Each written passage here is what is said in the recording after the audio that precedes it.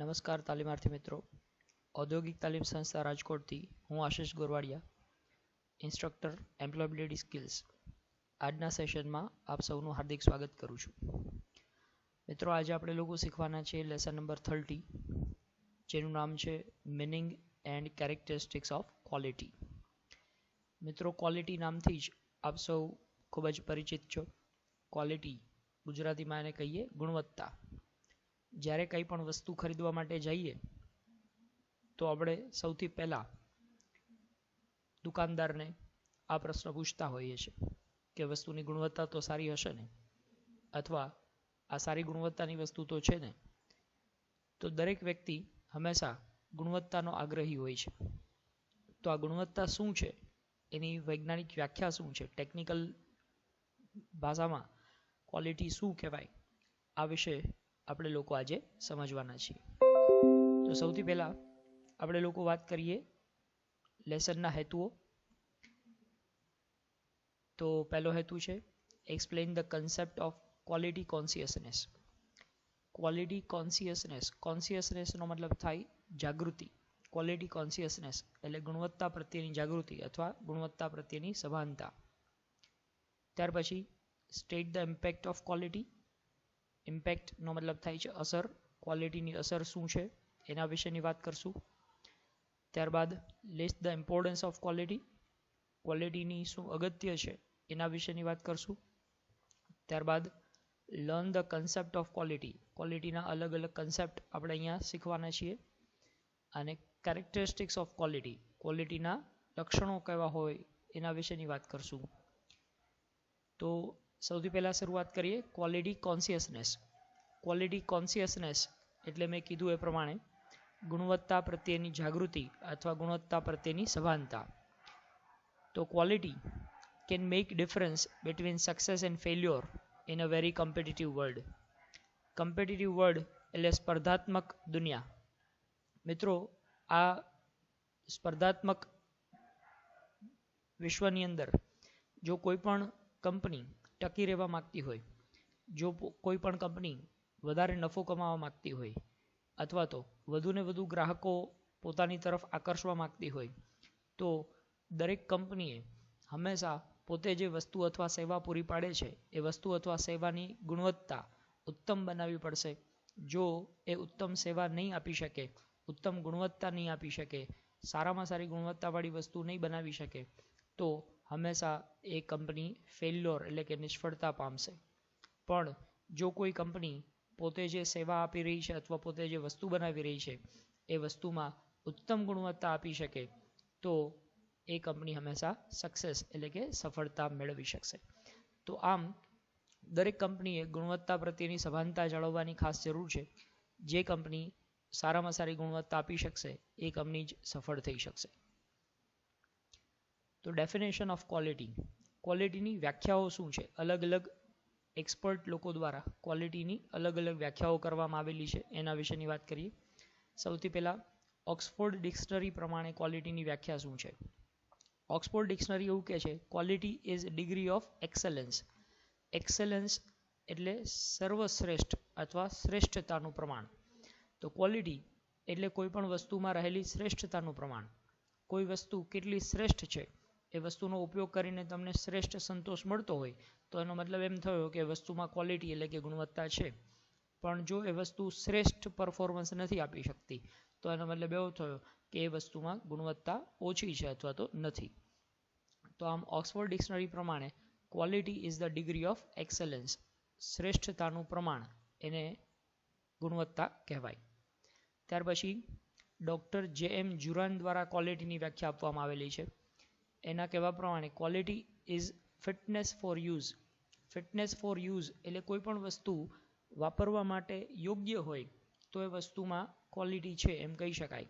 દાખલા તરીકે તમે બજારમાંથી એક જોડી બૂટ ખરીદો અને બૂટ એ તમારા પહેરવા માટે યોગ્ય છે, એ બૂટ તમારા પગને આરામ આપે છે, એ બૂટ લાંબા સમય સુધી ટકી શકે એવા છે, એ બૂટ છે એમાં તમને ગરમી નથી થતી, એ તમારા પગને આરામદાયક છે, તો એનો મતલબ એમ કે એ વાપરવા માટે યોગ્ય છે. જો એ વાપરવા માટે યોગ્ય છે તો બૂટ સારી ક્વોલિટીના છે એમ કહી શકાય. તો મતલબ કે quality is fitness for use, ઉપયોગ કરવામાં એ વસ્તુ કેટલી યોગ્ય છે. જો યોગ્યતાનું પ્રમાણ વધારે તો એ વસ્તુમાં ક્વોલિટી વધારે, અને જો યોગ્યતાનું પ્રમાણ ઓછું તો એ વસ્તુમાં ક્વોલિટી ઓછી. ત્યારબાદ એડવર્ડ ડેમિંગ દ્વારા એક વ્યાખ્યા આપવામાં આવેલી છે. Quality should be aimed at the needs of the customer present and future. Quality એટલે કે ગુણવત્તા હંમેશા ગ્રાહકોની પ્રેઝન્ટ એટલે કે વર્તમાન અને ફ્યુચર એટલે ભવિષ્યની, ગ્રાહકોની વર્તમાન અને ભવિષ્યની નીડ એટલે કે જરૂરિયાત, ગ્રાહકોની વર્તમાન અને ભવિષ્યની જરૂરિયાતને સંતોષી શકે એવા પ્રકારની વસ્તુ હોય તો એમાં ક્વોલિટી છે એમ કહી શકાય. જો કોઈ વસ્તુ ગ્રાહકની જરૂરિયાતને સંતોષી શકતી નથી તો એ વસ્તુમાં ગુણવત્તા નથી. દાખલા તરીકે તમે બજારમાંથી એક બોલપેન ખરીદો તો બોલપેનમાં તમારી જરૂરિયાત શું હોય છે? તો કે બોલપેનમાં આપણી જરૂરિયાત હંમેશા એવી હોય કે સરસ રીતે લખી શકવી જોઈએ, લખતી વખતે ક્યાંય અટકાવી ન જોઈએ, અને એનાથી સારા અક્ષર થવા જોઈએ, એ બોલપેન પકડવામાં વ્યવસ્થિત હોવી જોઈએ, એનું ગ્રીપ છે એ બહુ સોફ્ટ હોવું જોઈએ. આ આપણી જરૂરિયાત છે બોલપેનમાંથી. તો જો બોલપેન આ જરૂરિયાતને પૂરી કરી શકે છે તો એનો મતલબ એમ કે એમાં ગુણવત્તા છે. પણ જો બોલપેન આ જરૂરિયાતને પૂરી કરી શકતી નથી તો એનો મતલબ એમ કે એમાં ગુણવત્તા નથી. તો ક્વોલિટી એટલે ગ્રાહકની જરૂરિયાત જો પૂરી થતી હોય, એની વર્તમાનની જરૂરિયાત અથવા ભવિષ્યની જરૂરિયાત પૂરી થઈ શકતી હોય તો એમાં ગુણવત્તા છે એમ કહી શકાય. ત્યાર પછી ફિલિપ ક્રોસ્બી નામના એક લેખકે આની ડેફિનેશન આપેલી છે. Quality as the conformance of requirement. Conformance of requirement, requirement એટલે જરૂરિયાત, અને કન્ફર્મન્સ એટલે પૂરી કરવી. મતલબ ગ્રાહકની જરૂરિયાતને જો પૂરી કરે છે કોઈ વસ્તુ તો એ વસ્તુમાં ગુણવત્તા છે. જો કોઈ વસ્તુ ગ્રાહકની જરૂરિયાત પૂરી કરતી નથી તો એ વસ્તુમાં ગુણવત્તા નથી. દાખલા તરીકે મિત્રો, તમને ઉનાળામાં ખૂબ જ તરસ લાગી છે અને કોલ્ડ્રિંક પીવાની ઈચ્છા છે. કોઈ કોલ્ડ્રિંક સ્ટોર ઉપર જઈ અને તમે એક થમ્સઅપનો ઓર્ડર કરો છો. એ માણસ તમને થમ્સઅપ આપે છે પણ થમ્સઅપ ખૂબ જ ગરમ છે. હકીકતે તમારી ઈચ્છા એવી હતી કે તમને એકદમ ઠંડી ચિલ્ડ થમ્સઅપ મળે તો વધારે મજા આવશે, પણ એ વ્યક્તિએ તમને ચિલ્ડ થમ્સઅપ આપવાને બદલે એમને ફ્રીજમાં મૂક્યા વગરની થમ્સઅપ આપી દીધી. તો આ તમારી જરૂરિયાતને પૂરી કરી શકી નથી. તો આનો મતલબ એવો થયો કે બોટલમાં ક્વોલિટીનો અભાવ છે, કારણ કે એ તમારી જરૂરિયાત હતી ઠંડક મેળવવાની જરૂરિયાત, એ જરૂરિયાતને એ પૂરી કરી શક્યું નથી. તો જો કોઈ વસ્તુ જરૂરિયાતને પૂર્ણ કરી શકે છે તો એમાં ગુણવત્તા છે એમ કહી શકાય. ત્યાર પછી ISO એના દ્વારા ક્વોલિટીની ડેફિનેશન આપી છે. એના માટે એક સૂત્ર આપ્યું છે, quality is equal to P/E. Pનો મતલબ થાય છે પરફોર્મન્સ, અપોન એક્સપેક્ટેશન, એક્સપેક્ટેશન એટલે અપેક્ષા, અને પરફોર્મન્સ એટલે એ વસ્તુ દ્વારા આપવામાં આવતું પરિણામ. તો કોઈ વસ્તુ તમે ખરીદો, એ વસ્તુ તમને કેવો સંતોષ આપશે એના માટે તમારી કંઈક અપેક્ષા હોય. જો એ અપેક્ષા પ્રમાણેનો સંતોષ તમને આપે તો એનો મતલબ એમ કે એમાં ગુણવત્તા છે. પણ જો એ વસ્તુ અપેક્ષા પ્રમાણેનો સંતોષ આપતી નથી તો એનો મતલબ એમ કે એમાં ગુણવત્તા નથી અથવા તો ગુણવત્તા ઓછી છે. તો અપેક્ષાના આધાર ઉપર સંતોષ કેટલો મળે છે એને ધ્યાનમાં રાખીને ગુણવત્તાની વ્યાખ્યા અહીંયા કરવામાં આવી છે. ત્યારબાદ વાત કરીએ ઇમ્પોર્ટન્સ ઓફ ક્વોલિટી. ક્વોલિટી શા માટે અગત્ય છે? ગુણવત્તા શું કામ કોઈ પણ કંપની માટે, કોઈ પણ વ્યક્તિ માટે, કોઈ પણ ધંધાદારી જો બિઝનેસમાં સફળ થવા માગતો હોય તો એના માટે ગુણવત્તાનો ખ્યાલ રાખવો એ ખૂબ જ અગત્યનું છે. તો સૌથી પહેલી વાત છે કસ્ટમર ડિલાઇટ. ડિલાઇટ એટલે સંતોષ, આનંદ. જો કોઈ વ્યક્તિ તમારી વસ્તુ ખરીદે છે, ગ્રાહક તમારી વસ્તુ ખરીદે અને ગ્રાહકને એ વસ્તુનો ઉપયોગ કરવાથી પરમ સંતોષ પ્રાપ્ત થાય છે, આનંદ પ્રાપ્ત થાય છે, તો એ વ્યક્તિ વારંવાર તમારી પ્રોડક્ટ ઉપયોગ કરશે અને બીજા 2-5 લોકોને પણ તમારી પ્રોડક્ટ વિશેની જાણકારી આપશે. તો આમ ગુણવત્તા સારી હશે તો કસ્ટમરનો સંતોષ, ગ્રાહકનો સંતોષ વધશે. ગ્રાહકનો સંતોષ વધશે તો તમારું વેચાણ વધશે. ત્યાર પછી ઇન્ક્રીઝ ધ માર્કેટ શેર. મેં જેમ પહેલાં કીધું એ પ્રમાણે કે જો ગ્રાહકો તમારી પ્રોડક્ટનો ઉપયોગ કરવાથી સંતુષ્ટ છે તો એ ગ્રાહકો બીજા 5 ગ્રાહકને કહેશે, બીજા 5 છે બીજા 25 લોકોને કહેશે. આમ કરતાં તમારા પ્રોડક્ટની ગ્રાહકોની સંખ્યામાં વધારો થશે અને આમ તમારો માર્કેટ શેર એમાં વધારો જોવા મળશે. ત્યાર પછી increase the number of repeated customer. Repeated customers મતલબ કોઈ એક વ્યક્તિ એક વસ્તુ એક વખત ઉપયોગ કરે અને જો એ વસ્તુ ઉપયોગ કરવાથી એને મજા આવશે તો એ વારંવાર પરચેસ કરશે, વારંવાર એ તમારી પાસેથી પ્રોડક્ટનો ઉપયોગ કરશે.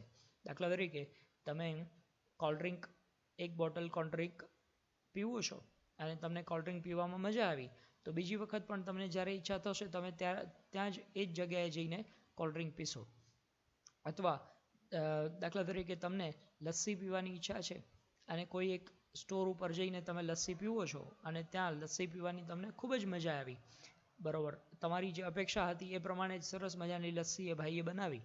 તો આનો મતલબ એવો થયો કે તમને એ વસ્તુમાં ગુણવત્તા મળી છે તો તમને વારંવાર જ્યારે હવે લસ્સી પીવાની ઈચ્છા થશે ત્યારે તમે એ જ જગ્યાએ જઈને લસ્સી પીશો.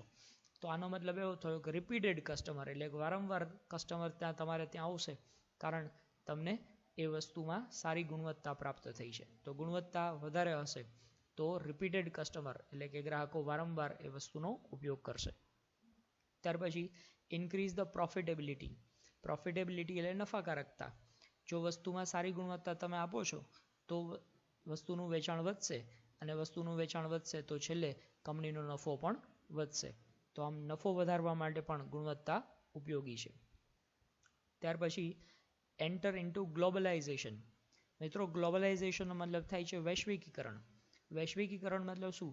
તો કે જ્યારે આપણે આપણી પ્રોડક્ટનું વેચાણ વિશ્વના બીજા બધા દેશોની અંદર કરવા માગતા હોય તો દરેક દેશ હંમેશા એવું જ ઈચ્છે છે, દરેક ગ્રાહક હંમેશા એવું ઈચ્છતો હોય છે, કોઈ પણ દેશનો ગ્રાહક હોય કે અમે સારામાં સારી વસ્તુ, સારી ગુણવત્તાવાળી વસ્તુ ખરીદીએ. તો વિશ્વની બીજી બધી કંપનીઓ છે, જે વિકસિત દેશોની કંપનીઓ છે, એ કંપનીઓની સાથે ટકી રહેવા માટે તમારે તમારી વસ્તુની ગુણવત્તા શ્રેષ્ઠ જ આપવી પડશે.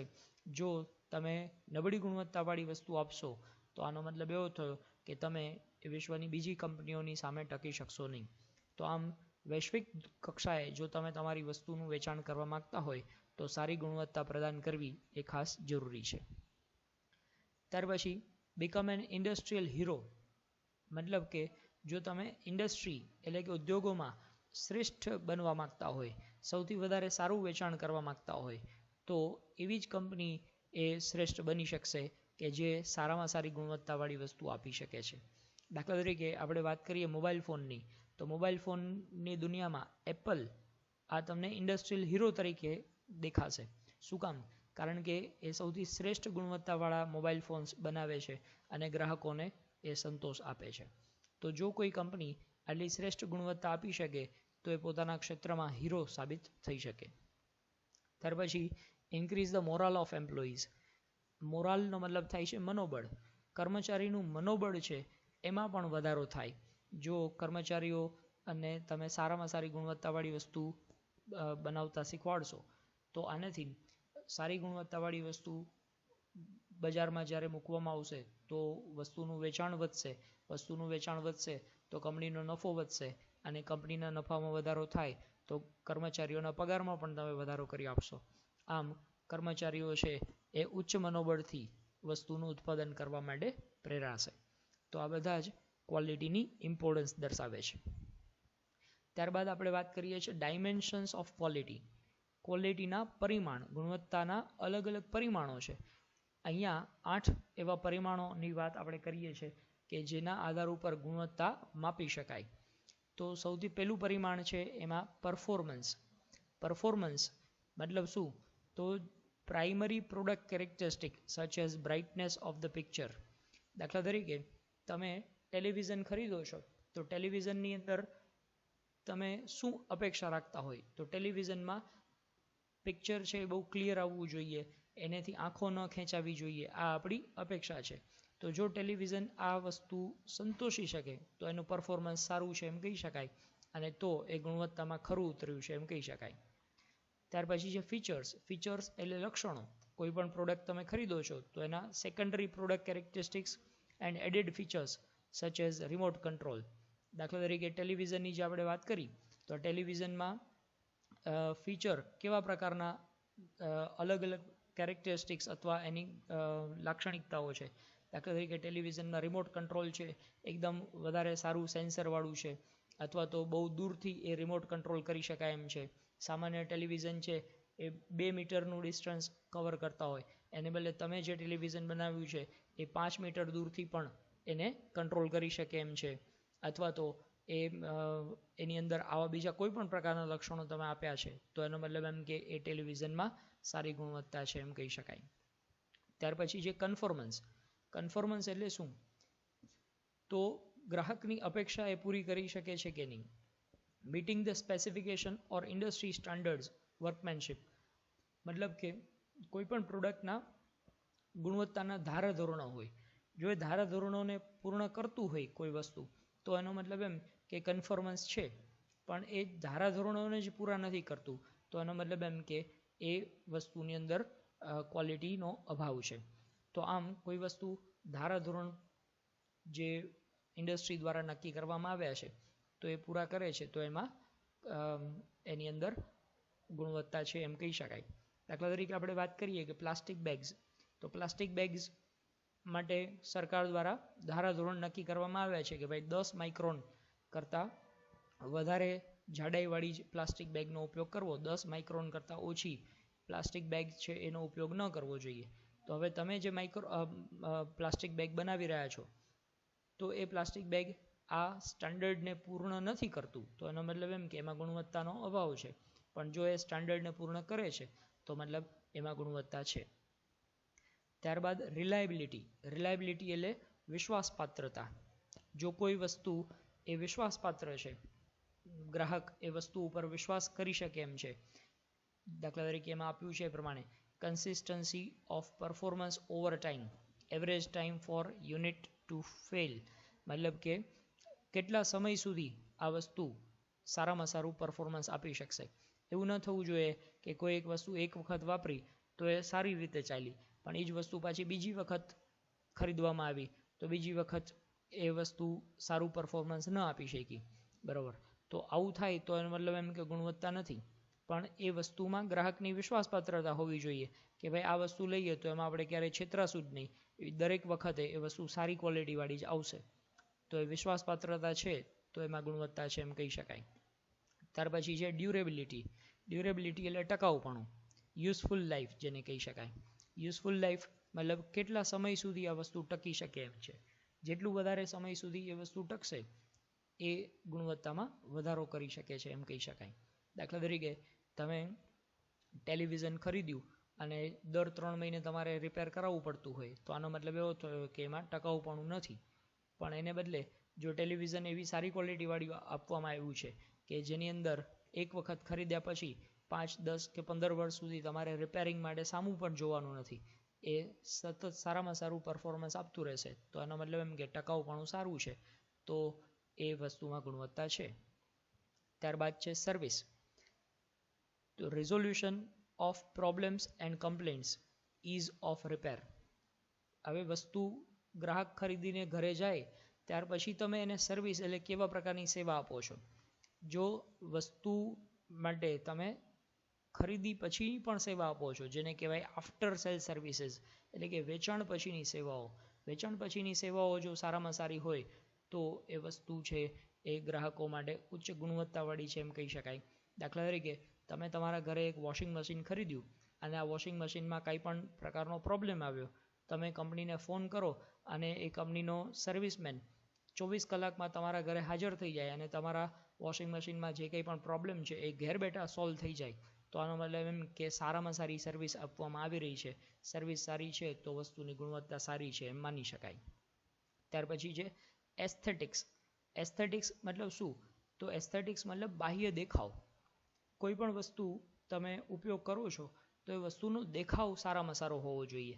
એક્સટિરિયર જો લખ્યું છે એમાં એક્સટિરિયર ફિનિશ એટલે કે બાહ્ય દેખાવ સારામાં સારો હોવો જોઈએ. દાખલા તરીકે તમે રિસ્ટ વોચ કાંડા ઘડિયાળ પહેરો છો તો કાંડા ઘડિયાળ તમારા હાથને શોભતી હોય એવા પ્રકારની હોવી જોઈએ. એનું ડાયલ, એનો બેલ્ટ એવો હોવો જોઈએ કે જે તમારા હાથને શોભે. ઘડિયાળ છે એ બહુ ટકાઉ છે, મજબૂત છે, પણ એ તમારા હાથને શોભતી નથી, તો એનો મતલબ એમ કે એ વસ્તુમાં બાહ્ય દેખાવ સારો નથી. બાહ્ય દેખાવ સારો નથી તો એનો મતલબ એમ કે એમાં ગુણવત્તા નથી. તો બાહ્ય દેખાવ પણ સારો હોવો જોઈએ, એ પણ વસ્તુની જરૂરિયાત છે. ત્યાર પછીની વાત છે રેપ્યુટેશન. રેપ્યુટેશન એટલે કોઈ પણ વસ્તુની ગુડવિલ, કંપનીની ગુડવિલ અથવા એ કંપનીની આબરૂ. બજારમાં એ કંપનીની આબરૂ કેટલી છે, બજારમાં એ કંપનીની શાખ કેટલી છે. તો જો કંપનીની શાખ વધારે છે તો એનો મતલબ એવો થયો કે કંપની દ્વારા આપવામાં આવતી વસ્તુમાં ગુણવત્તા વધારે હોઈ શકે છે. પણ જો કંપનીની શાખ ઓછી છે તો મતલબ એમ કે કંપની ઓછી ગુણવત્તાવાળી વસ્તુ પૂરી પાડે છે. તો મિત્રો, આ દરેક ક્વોલિટીના ડાયમેન્શન્સ છે.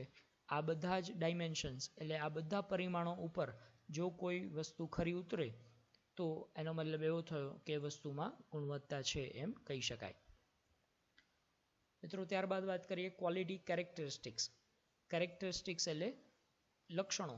ગુણવત્તાના લક્ષણો કયા કયા હોવા જોઈએ? તો સૌથી પહેલું છે ક્વોલિટી ઓફ ડિઝાઇન. કોઈ વસ્તુ બનાવવામાં આવે તો એની ડિઝાઇન છે ઉત્કૃષ્ટ હોવી જોઈએ, જેથી કરીને એ ગ્રાહકોને પસંદ આવે અને ગ્રાહકો એને વારંવાર ઉપયોગ કરવા પ્રેરાય. ત્યાર પછી છે ક્વોલિટી ઓફ કન્ફર્મન્સ. કન્ફર્મન્સ એટલે હમણાં જ આપણે વાત કરી કે જે વસ્તુ માટેના ધારાધોરણો નક્કી કરવામાં આવ્યા છે એ ધારાધોરણોને એ સંતુષ્ટ કરે છે કે નહીં. જો એ ધારાધોરણોને સંતુષ્ટ નથી કરતું તો આનો મતલબ એમ કે એ વસ્તુમાં ગુણવત્તા નથી. તો ક્વોલિટી ઓફ કન્ફર્મન્સ એ પણ એનું એક કેરેક્ટરિસ્ટિક છે. ત્યાર પછી ક્વોલિટી અસ્યોરન્સ. અસ્યોરન્સ એટલે ખાતરી આપવી. કોઈ પણ વસ્તુ જ્યારે ઉપયોગ કરવામાં આવે તો એમાં આટલી ગુણવત્તા તો હશે જ, કંપની દ્વારા એની ખાતરી આપવામાં આવવી જોઈએ. જો એ ગ્રાહકને ગુણવત્તાની ખાતરી નથી આપી શકતી કંપની, તો એનો મતલબ એમ કે ગ્રાહકો એક વસ્તુ ખરીદવા ઉપર વિશ્વાસ નહીં કરી શકે.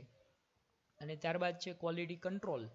વસ્તુ જ્યારે રો મટીરિયલના તબક્કામાં હોય ત્યારથી શરૂ કરીને એ વસ્તુ જ્યારે ફિનિશ્ડ ગુડ્સ એટલે તૈયાર માલ તૈયાર થાય ત્યાં સુધીના દરેક તબક્કામાં ક્વોલિટી કંટ્રોલ એટલે કે ગુણવત્તાની ચકાસણી એ વારંવાર કરતી રહેવી જોઈએ.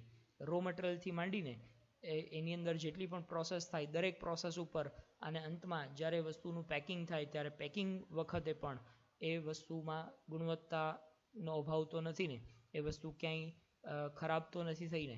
આ કંટ્રોલિંગ કરવાનું કામ, વારંવાર ચકાસણી કરવાનું કામ થતું હોવું જોઈએ, તો જ સારી ગુણવત્તાવાળી વસ્તુ બનાવી શકાશે.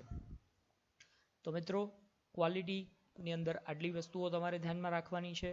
આશા રાખું છું કે આપને આ દરેક મુદ્દાઓ સમજાઈ ગયા હશે અને આપ દરેક મુદ્દાઓને આપની નોટબુકમાં નોંધી પણ લેશો. આભાર.